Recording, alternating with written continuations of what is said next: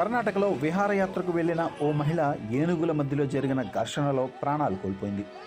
కర్ణాటకలోని కొడగు జిల్లా సోమవారపేట తాలూకాలోని దుబారైలోని ప్రసిద్ధ ఏనుగుల శిబిరంలో ఈ సంఘటన జరిగింది.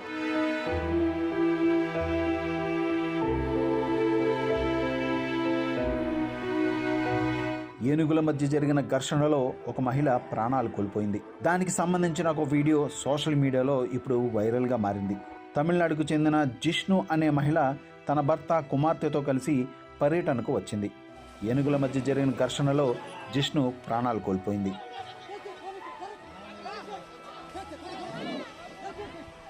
అయితే ప్రాణాలు కోల్పోయినా సరే జిష్ణు తన కళ్ళను దానం చేసింది. ఆమె అవయవదానంతో మరో ఇద్దరికి కంటి చూపునిచ్చింది.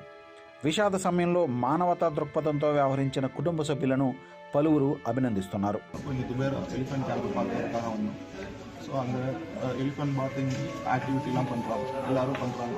பர் ஹெட் 300 சார்ஜ் பண்ணாங்க. ஓகேன்னு சொல்லிட்டு தான் நாங்கள் போனோம். ஸோ எலிஃபெண்ட்டை குளிக்க வச்சுட்டு பக்கத்தில் வச்சுட்டு ஃபோட்டோலாம் எடுக்கிறாங்க. ஸோ 2 யானை, இன்னொரு யானை வந்து அந்த எலிஃபெண்ட் அட்டாக் பண்ணாங்க. ஸோ யானை அப்படியே மேலே விழுந்துச்சு. 2 பேர் மேலேயும் விழுந்துருச்சா? என் மேலேயும் ஒய்ஃப் மேலே.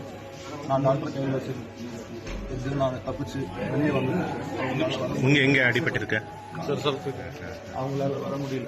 நான் தான் போயிட்டு మే 18వ తేదీ సోమవారం రోజున సోమవారపేట తాలూకాలో దుబారేలో ప్రసిద్ధ ఏనుగుల శిబిరంలో ఈ దారుణం జరిగింది. తమిళనాడుకు చెందిన జిష్ణు తన భర్త కుమార్తెతో కలిసి సోమవారం రోజున ఏనుగులను చూసేందుకు దుబారే శిబిరానికి వచ్చారు. అయితే ఎండ తీవ్రత ఎక్కువగా ఉండడంతో వాటికి స్నానం చేయించేందుకు కావేరీ నది వద్దకు మావటీలు ఏనుగులను తీసుకువచ్చారు. దీంతో ఆ ఏనుగులను చూసేందుకు పర్యాటకులు పెద్ద సంఖ్యలో గుమిగూడారు.